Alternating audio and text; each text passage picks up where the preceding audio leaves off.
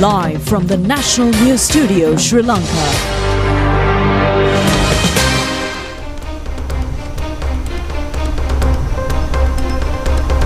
Hello there, good evening and a warm welcome to the 9 p.m. news of the most prestigious channel in Sri Lanka, bringing news stories from across the globe and stories here at home. I'm Sana Paralitana. And I'm Delanjali Ananda, and these are headlines for tonight.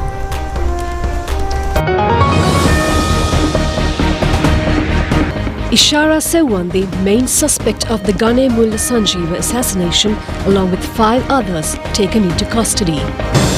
A special program titled Ratama Ekata Jatika Mehema to eradicate the drug menace. 3 police teams appointed to take into custody the attorney at law connected with the Mount Lavinia court incident. President emphasizes the responsibility of government officials in providing benefits of development to the people as an intermediary mechanism. A meeting between the Chinese president and the Sri Lankan Prime Minister. Permission granted to import a Ponni Samba variety as a solution to the Kiri Samba shortage. President Donald Trump to visit Malaysia on the 26th of this month to participate in the ASEAN summit.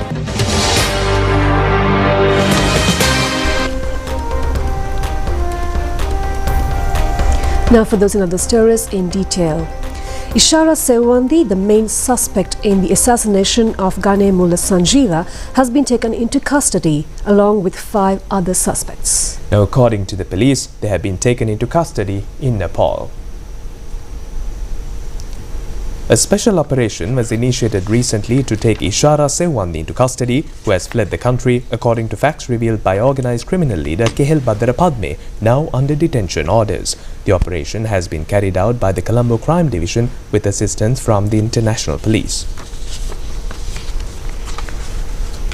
Police media spokesman ASP F.U. Wootler said that the suspect had planned several killings especially at Attanagala Magistrates Court and the Colombo Magistrates Court. Accordingly, the police have been able to take into custody this female suspect along with another Tamil person. The person who provided safety to this suspect has also been taken into custody. Apart from these 2, another 4 persons who were among the female suspect and the other suspect will be taken into custody by the Sri Lanka police.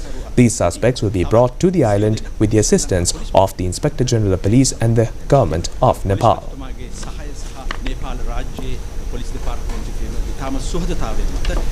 18 suspects connected with various crimes who have fled the country have been brought back into the island through police operations.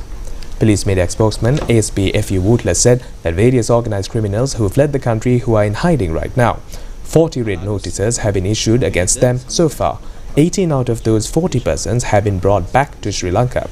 In 2025, especially with the mediation of Minister Alanda Vijaypala, Deputy Minister Sunil Watagala and Secretary to the Ministry Ravi Senemiratna, along with diplomatic assistance. Meanwhile, the police media spokesman who joined the cabinet media briefing held today stated that millions of illegally earned money and property have also been confiscated by now. Police media spokesman ASP F.U. Wootler said that since the 21st of September 2024, a sum of 730 million rupees, 354 gold sovereigns, 72 vehicles, 35 houses and properties, plots of land with an area around 37 acres, along with 10 million rupees have been confiscated till date. The Sri Lankan Navy has seized a stock of parcels weighing over 1,000 kilos suspected to be narcotics in a special operation conducted this evening. The Navy stated that 51 suspected parcels were found while floating in the sea off 4 nautical miles from Rakava area in Tangol. The suspected parcels have been brought to the Tangol Fisheries Harbour this evening from 3 vessels.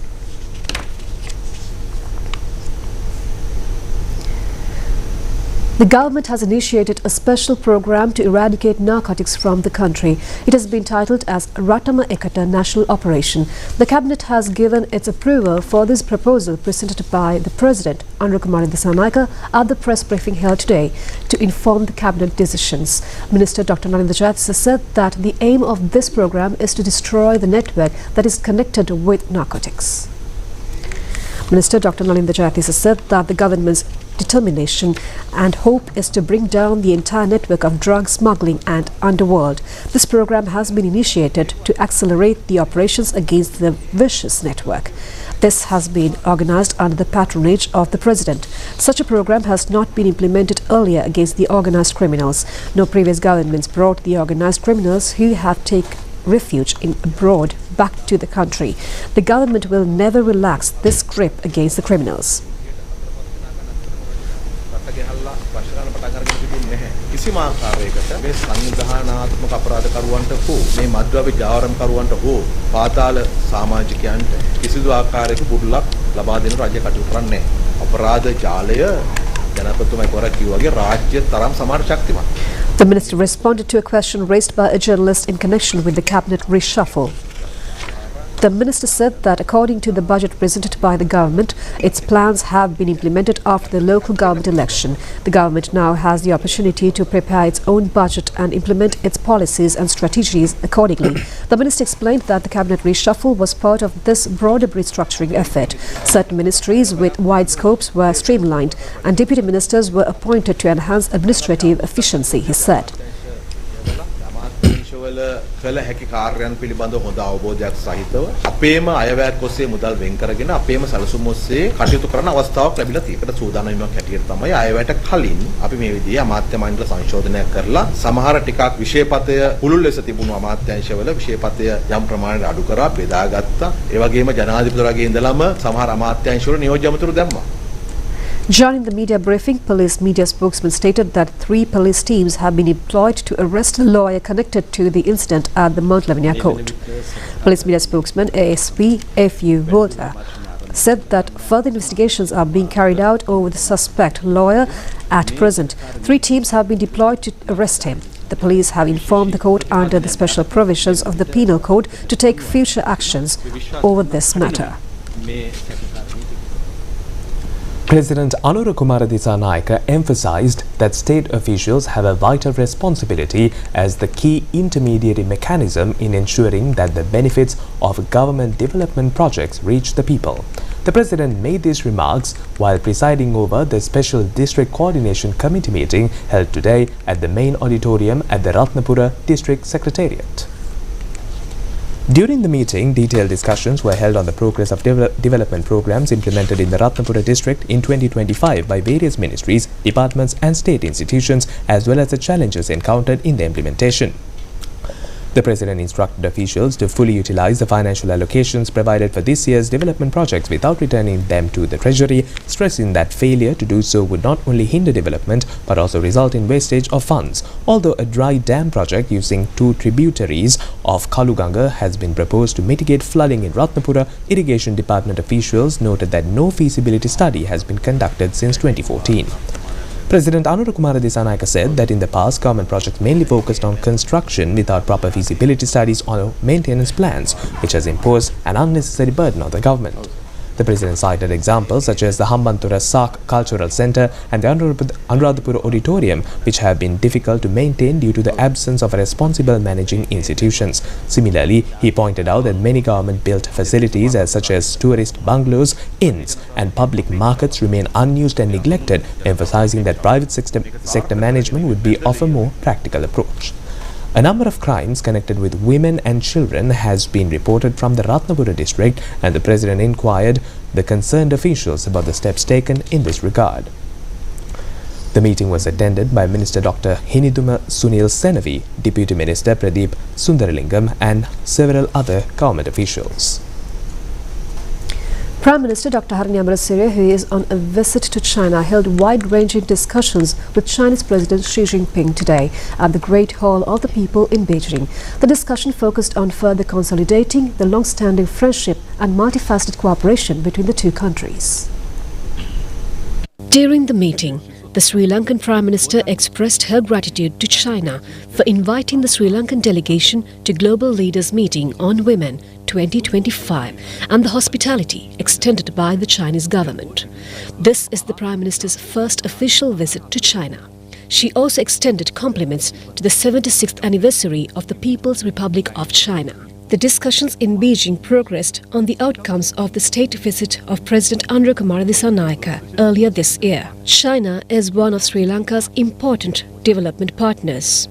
Prime Minister Dr. Amarasuriya stressed on the continued assistance of the Chinese government in the high-quality Belt and Road Initiative, highlighting the steadfast progress achieved in the flagship projects in Sri Lanka. The Chinese president conveyed his sincere wishes to the president and the government of Sri Lanka on the recent achievements of the country. During the tour, Prime Minister Dr. Harini Amarasuriya paid a courtesy call on Li Qiang, Premier of the State Council of the People's Republic of China in Beijing. The discussions focused on having support for market opportunities in China for the Sri Lankan jewellery sector. They also discussed the topics of women's rights and advancing gender equality. Meanwhile, Prime Minister Dr. Harini Amarasuriya met the chairman of the National Committee of the Chinese People's Political Consultative Conference, Wang Henin. It is significant that the two parties agreed to enhance China-Sri Lanka strategic cooperation. Prime Minister Dr. Harini Amarasuriya visited Tiananmen Square in Beijing, where she paid tribute to two of China's most significant national monuments, the Monument of the People's Heroes and the Mausoleum of Mao Zedong. The Prime Minister laid wreaths honouring the memory of the late Chairman Mao Zedong, the founding leader of the People's Republic of China. The visit formed part of Prime Minister's official engagements in Beijing, reflecting Sri Lanka's respect for China's historic legacy and the long-standing friendship between the two nations.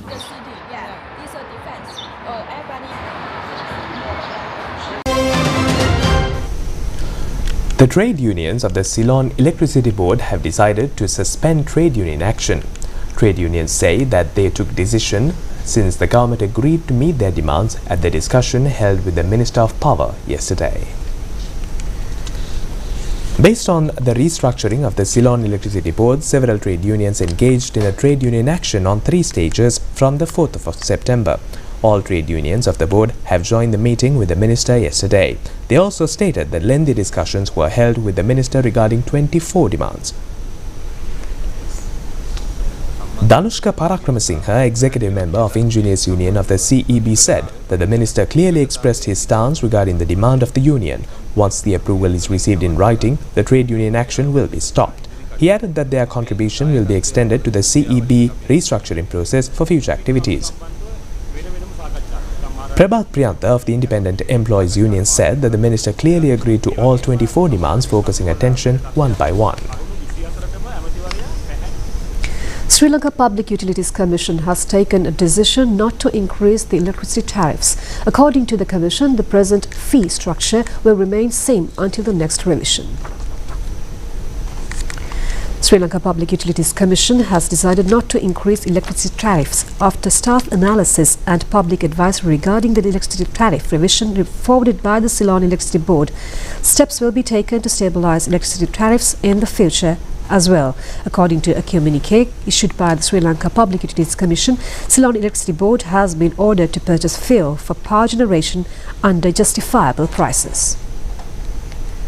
The countries of Southeast Asian region of the World Health Organization has certified the Colombo Declaration with the objective of raising living standards and health of aging persons through a strong primary health service. This has been declared at a media conference held today.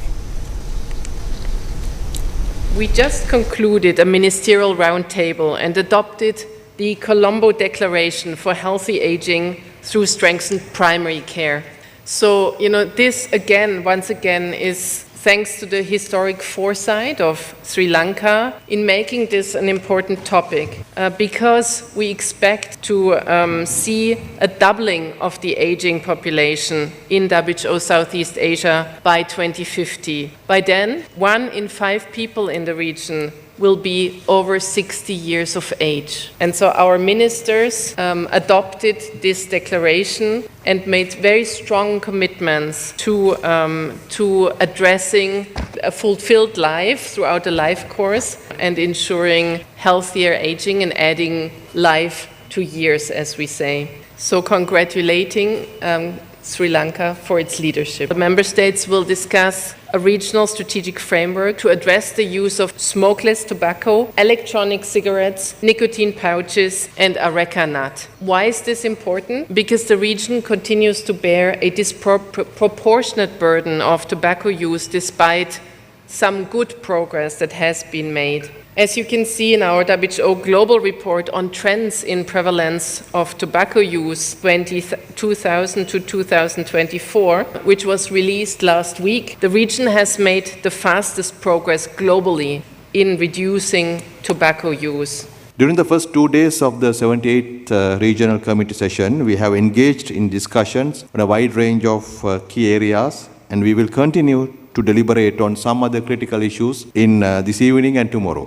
One of the key issues we addressed was elderly health, which is emerging as a national and regional concern. With improved longevity, we are also facing a challenge to align our health services to cater to the needs of our elderly population. Our discussions led to a significant milestone as the Ministerial Declaration on Healthy Aging through Strengthened Primary Health Care was adopted unanimously by all member states of this region. Together, other participating minister and officials, we committed to improve the services to care for the elderly people in our countries. This is of special importance for Sri Lanka, as we are projected to have 1 in 4 Sri Lankans aged 65 or older by 2045, making the fastest aging population in South Asia. Therefore, it is crucial to improve health services and social care for our elders, as many older people are facing challenges in getting the support and health care they deserve.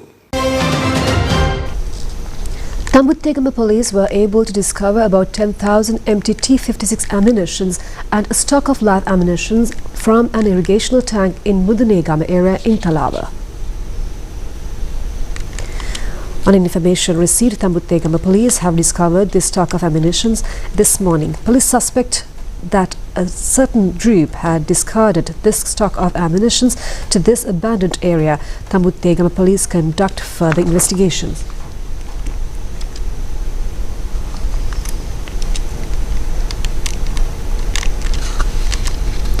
Now, it has been mandatory to obtain an e-visa for all foreigners before visiting Sri Lanka. The Department of Immigration and Immigration announces that the new regulations are effective from tomorrow. In the relevant announcement, it is further stated that passport holders of Republic of Seychelles, Maldives and Singapore have been exempted from e-visa tourist visa charges due to bilateral agreements. In addition, Chinese, India, Russian, Thailand, Indonesian, Malaysian and Japanese passport holders are also provided with e-visa free of charge.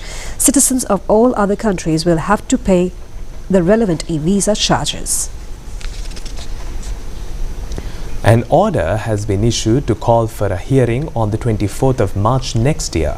The petition filed requesting the implementation recommendations issued against former Director of State Intelligence Division Nilantha Jayawardena by the Presidential Investigation Commission investigating the Easter Sunday terrorist attacks, when the case was taken up before a 3-bench of appeal court judges today. The petition had been filed by Father Rohan Silva, director of the Social and Religious Circle, and Suraj Nilanga, a victim of the concerned attack. The petition alleges that steps have not been taken to implement the recommendations of the Presidential Investigation Commission, which investigated the Easter Sunday terrorist attack incident.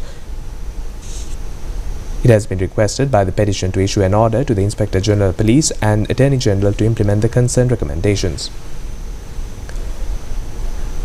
The Colombo Magistrates Court ordered today to release former State Minister Shashindra Rajapaksa, now in remand custody, on bail after considering the bail application in this regard. Accordingly, the court ordered to release the suspect on a bail of 50,000 rupees and 3 personal bails of 2 million each.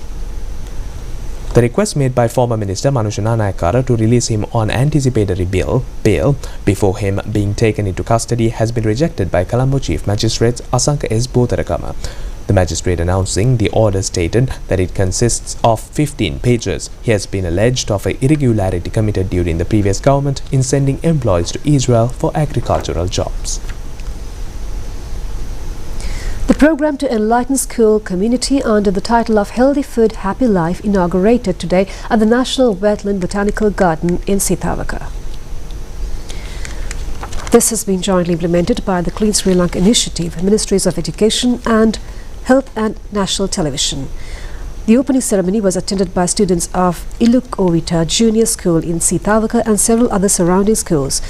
The opening ceremony was held under the patronage of Deputy Ministers Dr. Madhura Senivaratna and Dr. Kaushalya Ariyaratna. Parliamentarian Chandana Suryarachi, Chairman of the SLRC, Gihan De Silva, and several others were also present at this occasion.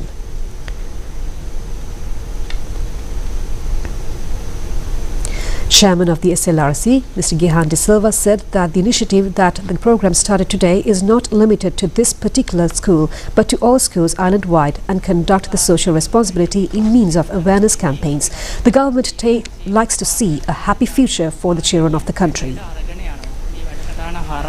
සෞඛ්‍ය සම්පන්න දරු පරපුරක් බිහි කරලා මේ රටේ අනාගතය බොහොම ලස්සන ප්‍රීතිමත් සමාජයක් ගොඩනගන්න වැඩ කරගෙන යනවා. Meanwhile, the healthy food canteen was also opened in the Iluk-Ovita Junior School.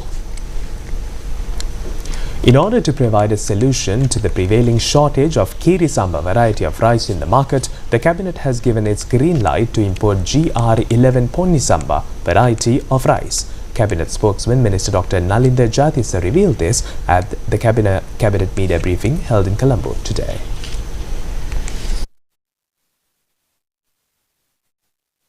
Accordingly, the importers will be given permission to import a maximum of 520 metric tons each, starting from tomorrow until the 15th of next month. These importers have also been exempted from the requirement of obtaining import control licenses on the directives of the Committee on Food Policy and Security. This has been presented to the Cabinet as a joint proposal by Ministers K.D. Lalkantha and Vasantha Samarasinghe. The program to empower 1.2 million families belonging to poor and extremely poor categories who are also receiving Aswasuma benefits is being implemented now by the Department of Samurdhi Development. A financial grant of a maximum of 150,000 rupees will also be provided to each family unit based on their businesses or employment plans. The Cabinet approved the proposal forwarded by the Minister Upali Pannilage in this regard. As a result, 23,775 families of 143 divisional secretariat divisions will receive these benefits from this year to 2027. The Cabinet also approved the presentation of new laws for approval formulated regarding excise license fees as per a proposal by President Anura Kumara Disanayake. These laws have been formulated in accordance with the budget proposal for concerned guidelines and amendment of conditions regarding the issuance of excise licenses. The brown-coloured sugar production has exceeded the expected limits due to a successful harvest this year in the Palavatta and Savanagala factories. Accordingly, Cabinet approval has been granted to make compulsory supply of brown-coloured sugar only for state institutions and to sell sugar to consumers by purchasing brown-coloured sugar directly by Lanka Satosa, according to a proposal by Minister Sunil Handunetti. The proposal forwarded by Minister of Health and Mass Media Dr. Nalinda Jayatissa to procure 1.6 million IU syringes and 4,000 vaccines used in the treatment of kidney patients was granted by the Cabinet. A sum of $1.414 million will be spent for this purpose. The Cabinet approved to provide a pilot of land to Sri Lanka Wayamba University in order to construct a hostel for the students of the medical faculty of the university. The proposal was put forth by the Prime Minister Dr. Harini Amarasuriya.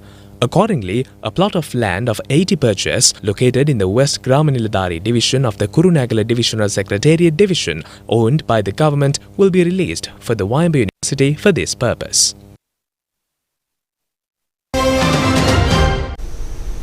The third program of the second stage of Guan Sihine educational program, jointly organized by Sri Lanka Rupavahini Corporation and the Civil Aviation Services Authority, with the objective of imparting knowledge to the children of the country about the aviation sector, was held yesterday at the Katunayaka International Airport premises.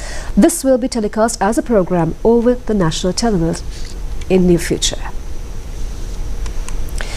Nearly 200 children representing school aviation services societies participated in the program representing D.S. Senanayake College, Colombo, Devi Balika Vidyalaya, Colombo and CMS College, Sri Jayawardhanapura Kotte.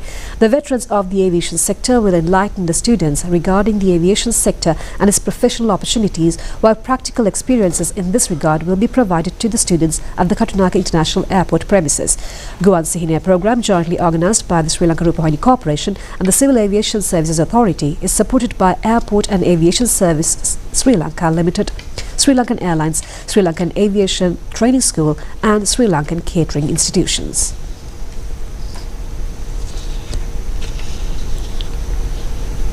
In more local stories, the Meteorological Department says that a weather condition with heavy rains can be expected in the island during the next 2 weeks due to intertropical convergence zone influences the weather of the island. The department requests the public to be vigilant in lightning that accompanied within heavy rains. Director of the Met Department, Meryl Mendes, said that, especially during the next 2 weeks, a rainy weather condition will prevail throughout the island. Several areas in the island will experience showers or thunder showers. In some areas in the central, Sabaragamu and western provinces and in the Galle and Matara districts may experience heavy rains, up to 100 millimeters at times.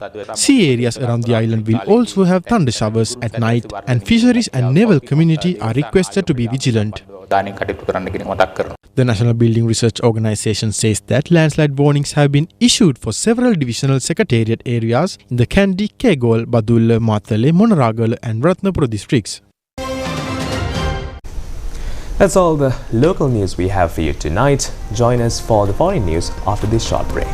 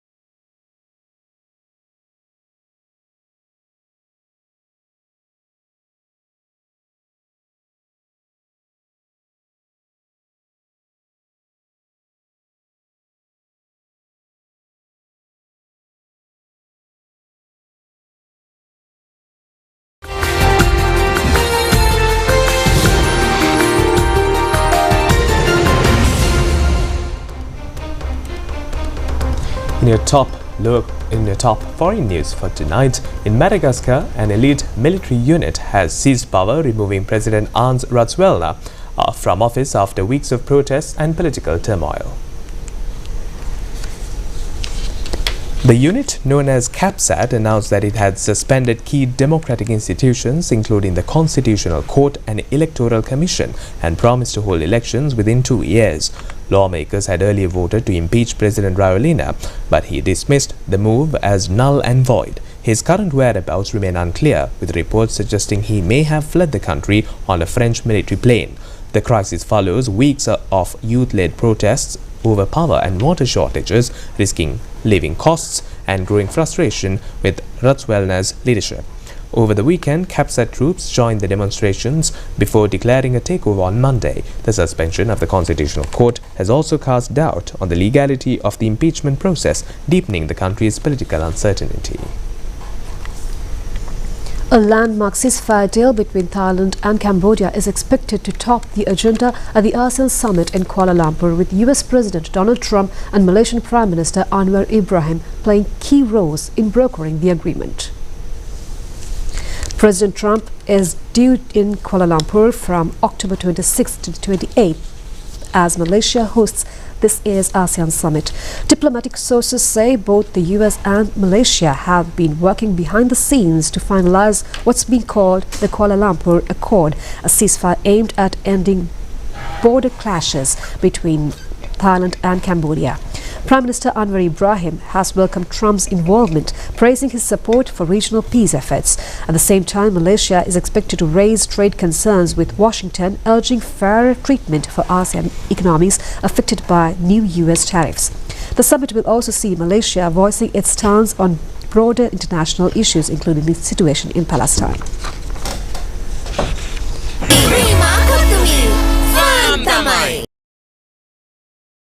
Introducing Prima Kottumi Korean Ramen. Let's fire it up.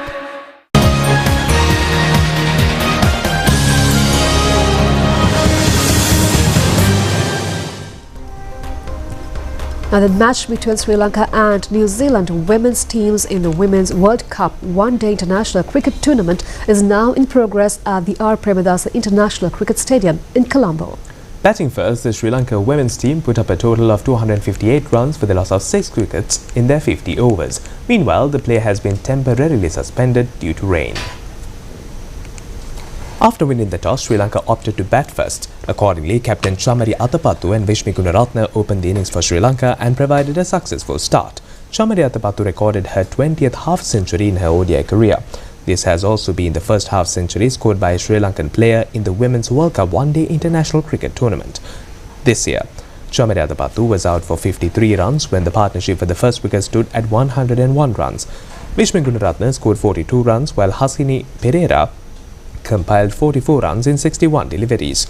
Nilakshika De Silva was the top scorer for Sri Lanka with 55 runs. This has been her 4th half-century in her ODI career. The half-century scored by Nilakshika in 26 balls has been the fastest half-century in this year's Women's World Cup One-Day International Cricket Tournament. The total of 258 runs scored by Sri Lanka today has been recorded as the second highest total by Sri Lanka in the history of Women's World Cup cricket. And that's all the news we have for you tonight. Join us same time, same place tomorrow as well. Signing off, it's me, Sonal, alongside Dulanjali. Have a very good night. Good night.